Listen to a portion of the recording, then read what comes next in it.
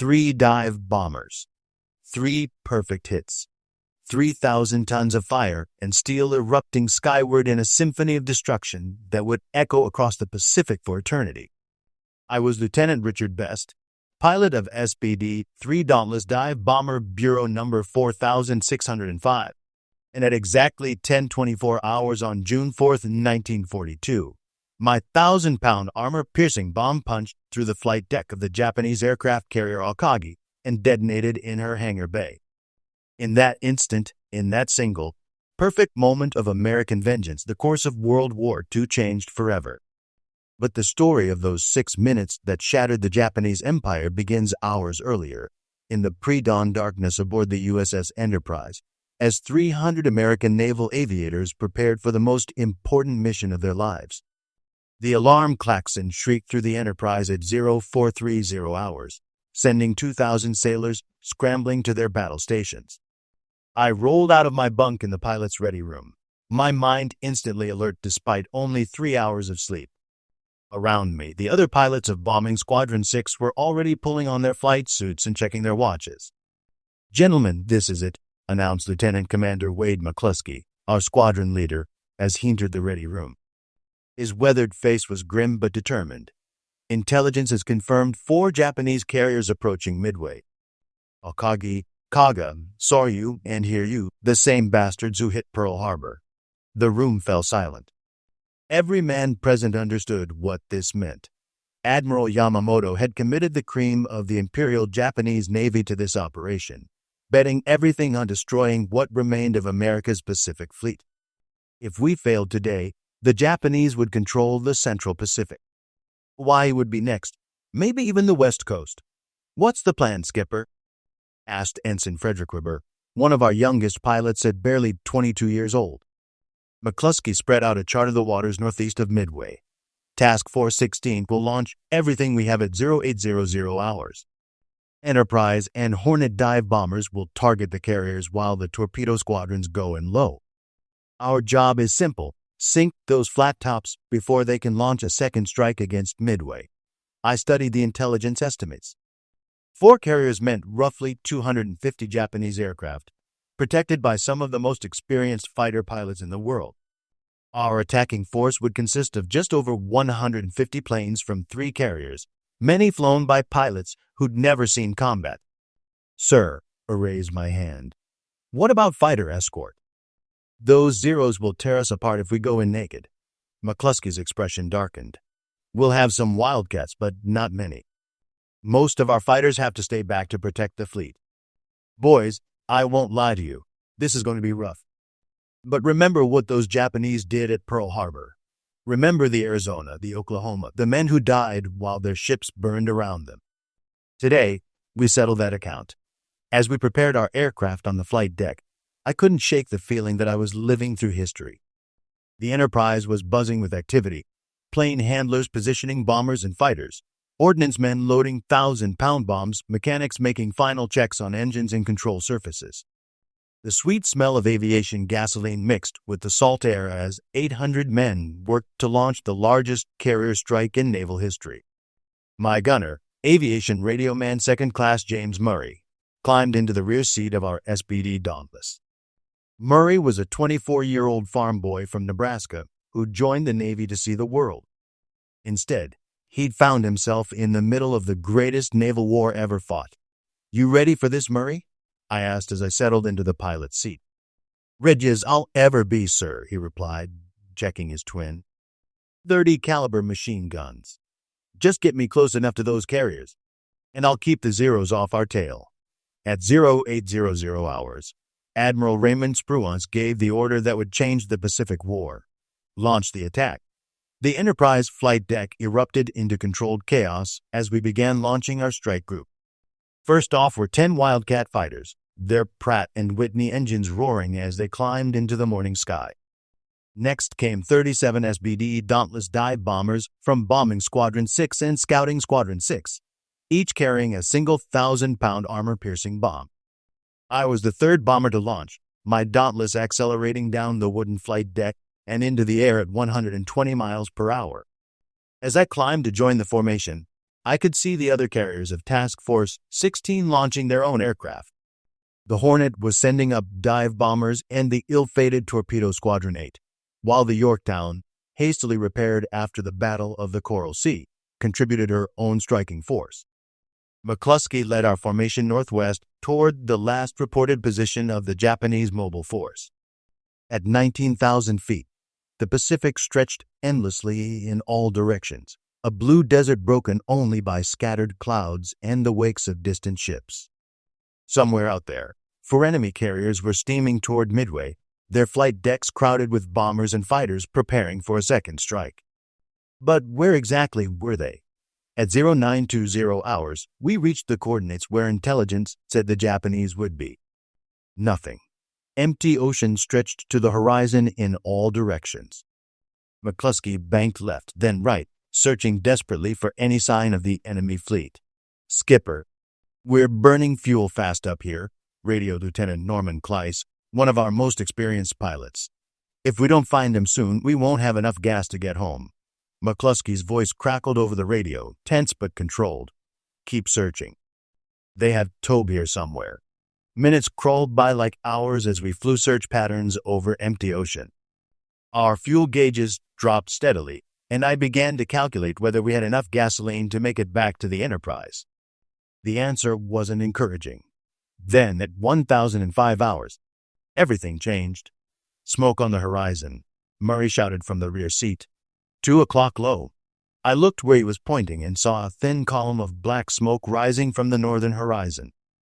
As we flew closer, the smoke resolved into the wake of a single Japanese destroyer, racing northeast at flank speed. McCluskey made the decision that won the Battle of Midway.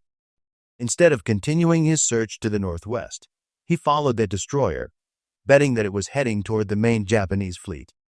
He was right. At 10:20 hours, the most powerful naval force in Japanese history appeared below us like a spread of toys on a blue carpet. 4 aircraft carriers steamed in a rough diamond formation, surrounded by battleships, cruisers, and destroyers. It was Admiral Nagumo's mobile force, the same ships that had attacked Pearl Harbor 6 months earlier. But something was wrong with the picture. The carriers' flight decks were crowded with aircraft, bombers and fighters lined up wingtip to wingtip, being refueled and rearmed for another strike. Fuel hoses snaked across the wooden decks and ordnance men wheeled bombs and torpedoes into position. The Japanese had been caught with their pants down. All squadrons, all squadrons. "This is McCluskey," our leader's voice rang clear over the radio. 4 carriers below. "We're going after the 2 on the left. That's Akagi and Kaga. Bombing 6 takes Akagi, scouting 6 takes Kaga. Good hunting, boys." I looked down at the carrier Akagi, Admiral Nagumo's flagship, and felt a cold satisfaction. This was the ship that had launched the attack on Pearl Harbor. Her flight deck was packed with Kate bombers and Val dive bombers, their engines warming up for another strike against American positions. "Murray, you see any fighters?" I called back to my gunner. "Negative, sir." "Looks like they're all down low, probably chasing our torpedo bombers." He was right. Far below us, I could see the scattered wakes of American torpedo planes attacking the Japanese fleet at sea level. The sky around them swarmed with Zero fighters, diving and climbing in the deadly dance of aerial combat. Those torpedo bomber crews were sacrificing themselves to draw the Japanese fighter cover away from the carriers. It was working perfectly. Diving attack, McCluskey ordered. "Push over now." I nosed my Dauntless into a 70-degree dive, the carrier Akagi growing larger in my bomb sight every second. The altimeter unwound rapidly, 18,000 feet, 15,000, 12,000. The Dauntless shuddered as we exceeded 250 miles per hour, but the big bomber held together. Anti-aircraft fire began to pepper the sky around us. Black puffs of flak burst nearby, and I could hear the metallic ping of shrapnel hitting our wings. Red tracers from the carrier's machine guns streaked past the cockpit, but I kept the dive steady, my crosshairs centered on Akagi's flight deck. At 2,500 feet, I could see individual Japanese sailors running across the carrier's deck, desperately trying to clear the parked aircraft. It was too late. Way too late. "Bomb away!" I shouted. releasing my 1,000-pound armor-piercing bomb and pulling back hard on the stick. The Dauntless groaned under the G-forces as I hauled it out of the dive, my vision graying at the edges from the strain. Behind me, Murray was firing his machine guns at the carrier's superstructure, his tracers joining those from a dozen other dive bombers as we swept low over the Japanese fleet. I glanced back just in time to see my bomb strike Akagi's flight deck directly amidships.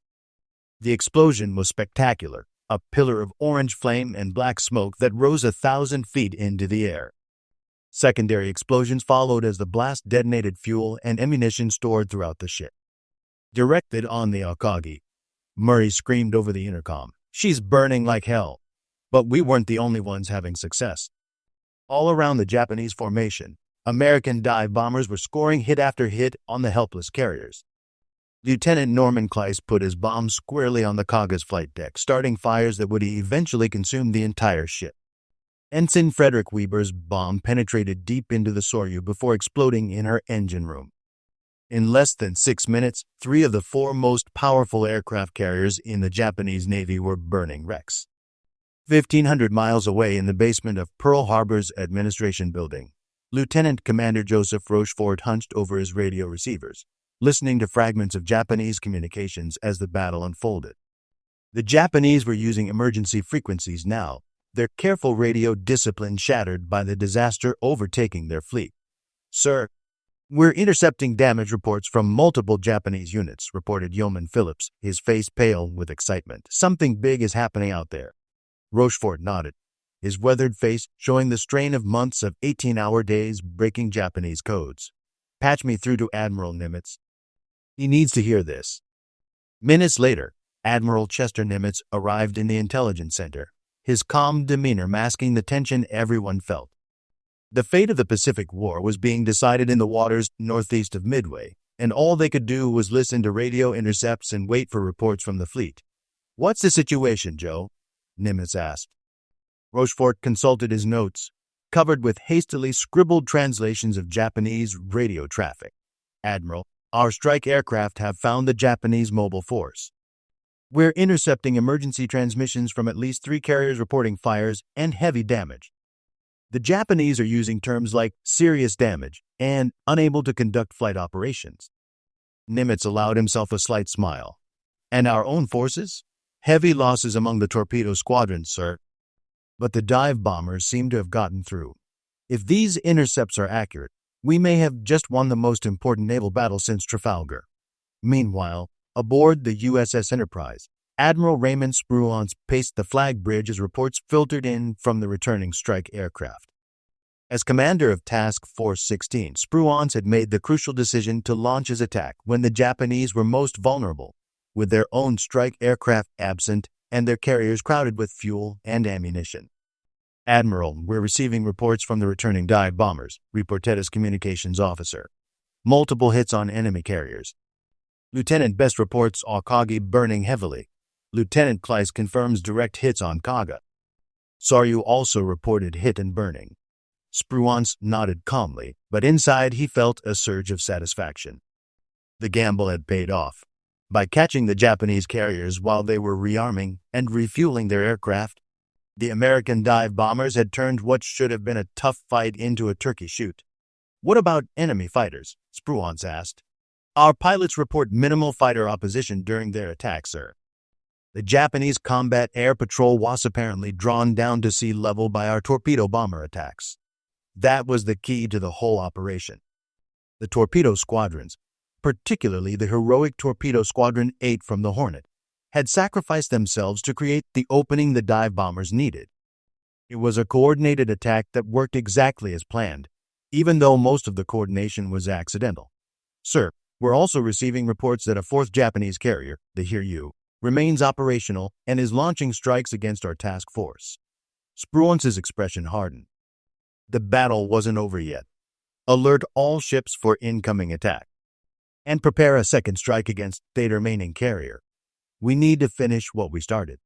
High above the burning Japanese fleet, Lieutenant Clarence Dickinson of Scouting Squadron 6 circled in his SBD Dauntless, photographing the destruction for intelligence analysis.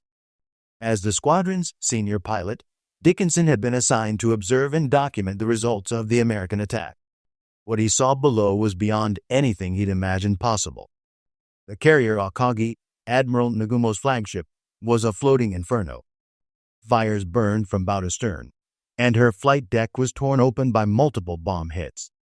Aircraft that had been preparing for another strike against Midway were now twisted wreckage scattered across her deck.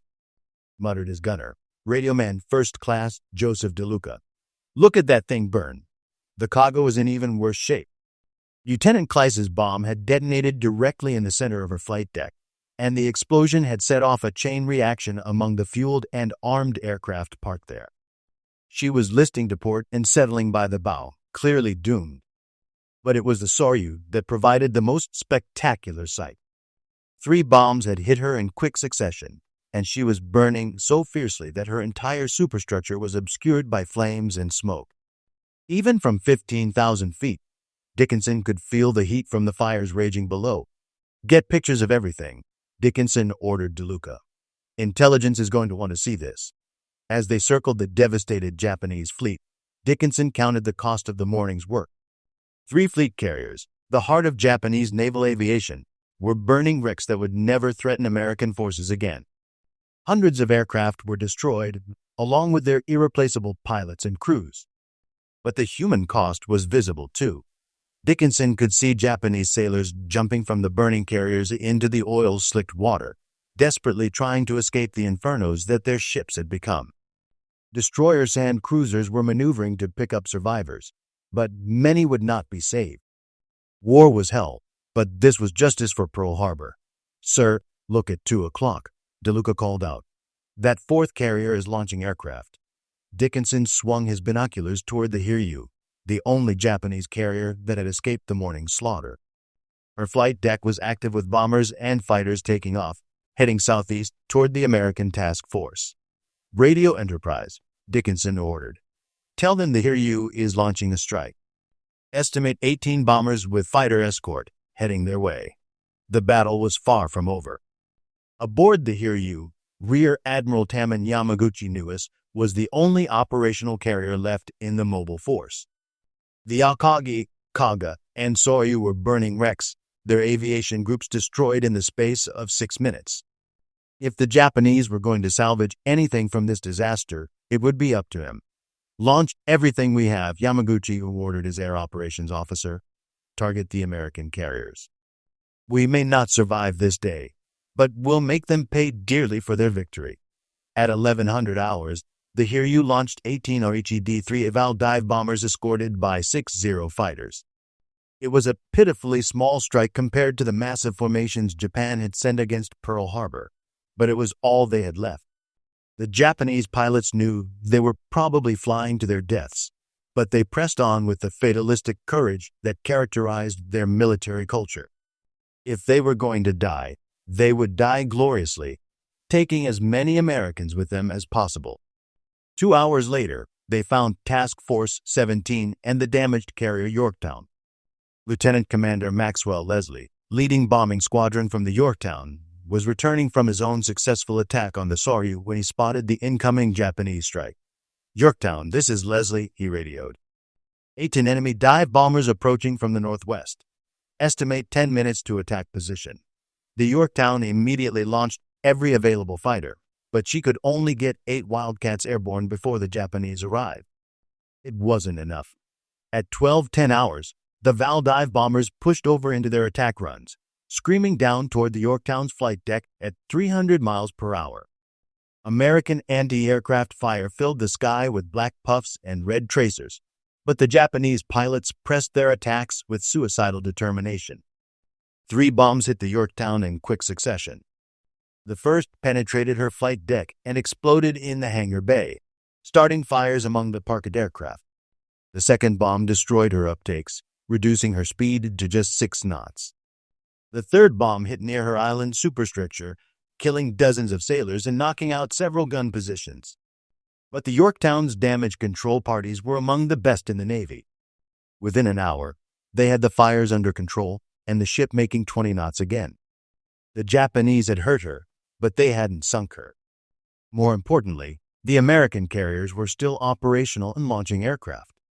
At 14:30 hours, dive bombers from the Enterprise found the Hiryu and attacked her with the same devastating accuracy that had destroyed her sister ships that morning. 4 bombs hit the Japanese carrier in rapid succession, turning her flight deck into a blazing ruin. Like the Akagi, Kaga, and Soryu before her, the Hiryu was doomed. By sunset on June 4, 1942, the entire Japanese carrier striking force had been destroyed. I landed back aboard the Enterprise at 11:47 hours, my fuel tanks nearly empty and my aircraft riddled with holes from Japanese anti-aircraft fire. As I climbed out of my SBD, plane handlers were already pushing it aside to make room for the other returning bombers. The flight deck was organized chaos as pilots and aircrew reported to intelligence officers for debriefing. Everyone was talking at once, describing the attacks, the fires, the explosions that had torn apart the Japanese fleet. Best. Over here, Commander McCluskey waved me toward the island superstructure. I need your report on the Akagi. I followed him to the intelligence center, where Lieutenant Commander Edwin Layton, Admiral Nimitz intelligence officer, was collecting pilot reports and trying to piece together the full scope of our victory. Lieutenant Best, I understand you scored a direct hit on the Akagi, Layton said, not looking up from his notes. Yes, sir. 1,000-pound app bomb, direct hit amidships on the flight deck. Big secondary explosions, looked like we got their ordnance storage. Layton nodded and made another note. And the condition of the ship when you left the area? Burning heavily, sir. Flight deck torn open, fires from bow to stern. She won't be launching any more aircraft. Around the intelligence center, other pilots were giving similar reports. The Kaga, multiple bomb hits, burning and listing. The Soryu, 3 direct hits, massive fires, probably sinking. Only the Hiryu remained operational, and she was already launching what would be her final strike. As the reports continued, the magnitude of our victory became clear. In 6 minutes of coordinated dive bombing attacks, we had effectively ended Japan's ability to conduct offensive carrier operations in the Pacific. 4 fleet carriers, representing years of construction and training, had been reduced to burning wrecks. But the cost was heavy too. Torpedo Squadron 8 from the Hornet had been wiped out, with only 1 survivor. Other torpedo squadrons had suffered similar losses. In total, we'd lost 145 aircraft and 307 men in the day's fighting. It was worth it, Murray said quietly as we sat in the ready room that evening, writing letters to the families of friends who hadn't returned. Those bastards had it coming after Pearl Harbor. I nodded, but I couldn't shake the image of Japanese sailors jumping from their burning ships into the Pacific. They were our enemies, and they'd started this war, but they were still human beings dying horrible deaths in the middle of the ocean. War was a brutal business, even when you were winning. 3,000 miles away in Tokyo, Emperor Hirohito received the news of the Midway disaster in his private study. Admiral Osami Nagano, chief of the Naval General Staff, stood at rigid attention as he delivered the report that would change the course of the Pacific War. Your Majesty, I regret to inform you that the mobile force has suffered severe losses in the attack on Midway. The Akagi, Kaga, Soryu, and Hiryu have all been sunk or severely damaged. Aircraft losses are estimated at over 250 planes, with similar numbers of aircrew killed or missing. The Emperor, normally reserved and controlled, visibly paled at the news. The 4 carriers represented the heart of Japanese naval aviation, ships that had carried the rising sun from Pearl Harbor to the Indian Ocean in an unbroken string of victories. And our losses among the aircrew? Hirohito asked quietly. Severe, Your Majesty. Many of our most experienced pilots have been lost. These men cannot be quickly replaced. That was the real disaster for Japan. The ships could eventually be rebuilt, given enough time and resources. But the pilots, men with thousands of hours of flight time and years of combat experience, were irreplaceable. Japan's pilot training program could not produce replacements fast enough to make up for such losses. Admiral Yamamoto's assessment of the situation? Nagano hesitated. The Admiral has canceled the Midway operation and is withdrawing the remaining fleet units to Japan. He takes full responsibility for the defeat. The Emperor nodded slowly. 6 months after Pearl Harbor, Japan's advance across the Pacific had been stopped dead. From now on, they would be fighting a defensive war against an increasingly powerful American war machine. The beginning of the end had arrived at Midway. In the days following the battle, the full extent of our victory became clear. All 4 Japanese carriers had been sunk, along with a heavy cruiser and several destroyers. More than 3,000 Japanese sailors and airmen had been killed, including many of their most experienced pilots. The strategic implications were even more significant. Japan had lost the ability to conduct major offensive operations in the Central Pacific. Their advance toward Australia and Hawaii was permanently halted. From June 4, 1942 forward, the initiative in the Pacific War belonged to the United States. But for those of us who fought the battle, the victory came with a sobering recognition of what we'd been through. I'd participated in one of the most decisive naval battles in history, but I'd also watched good men die in burning aircraft and sinking ships. 3 weeks after Midway, I sat in a bar in Pearl Harbor with some of the other dive bomber pilots, trying to process what we'd experienced. The newspapers were calling it the miracle at Midway, but it hadn't felt miraculous from the cockpit of a dive bomber. "You know what I keep thinking about?" said Lieutenant Norm Kleiss, who'd scored the killing blow on the Kaga. "Those Japanese pilots who didn't make it back to their carriers. They came back from attacking Midway to find their ships burning and sinking. Can you imagine what that must have been like? I could imagine it, and it gave me nightmares. Flying back from a combat mission to find your home base destroyed, your shipmates dead, and nowhere to land except the ocean. It was a pilot's worst nightmare, but it had been reality for hundreds of Japanese aviators that day. They started it," Murray said quietly. "Pearl Harbor, remember? They attacked us when we weren't even at war." That was true, but it didn't make the images any easier to live with. War was about killing the enemy, but it was also about living with what you'd done afterward. Now, more than 80 years later, historians still debate the details of the Battle of Midway. They argue about whether Admiral Nagumo made the right decisions, whether the American victory was due to skill or luck, whether the Japanese could have won if they'd done things differently. But for those of us who were there, the lesson is simpler and more profound. We learned that in war, everything can change in a matter of minutes. One moment, Japan controlled the Pacific and seemed unstoppable. 6 minutes later, their carrier fleet was burning, and their advance was permanently halted. We also learned that victory in war isn't just about having the best weapons or the most ships. It's about intelligence, preparation, courage, and sometimes just plain luck. The Japanese had better aircraft and more experienced pilots, but we had broken their codes and set the perfect trap. Most importantly, we learned that American democracy, for all its flaws and inefficiencies, could produce the kind of fighting men who would fly obsolete aircraft into certain death because their country needed them to. The torpedo bomber crews who sacrificed themselves to draw down the Japanese fighter cover. The dive bomber pilots who pressed their attacks through walls of anti-aircraft fire. The damage control parties who saved their ships from enemy bombs. These were ordinary Americans who did extraordinary things when their nation's survival was at stake. The 3 bombs that changed history were dropped by Lieutenant Best on the Akagi, Lieutenant Norm Kleiss on the Kaga, and Lieutenant Dave Shumway on the Soryu. 3 young men from small American towns, flying dive bombers that were already considered obsolete, somehow managed to sink 3 of the most powerful warships in the world in the span of 6 minutes. It wasn't a miracle. It was Americans doing what Americans do when their backs are against the wall. They fight, they sacrifice, they find a way to win. As I write this, I'm an old man now, one of the last surviving pilots from the Battle of Midway. Most of my squadron mates are gone, along with the men who served aboard the carriers and the ground crews who kept our aircraft flying. Soon, there will be no one left who remembers what it felt like to dive through a sky filled with anti-aircraft fire, or what it sounded like when a 1,000-pound bomb detonated in a carrier's hangar bay. But the lessons of Midway remain as relevant today as they were in 1942.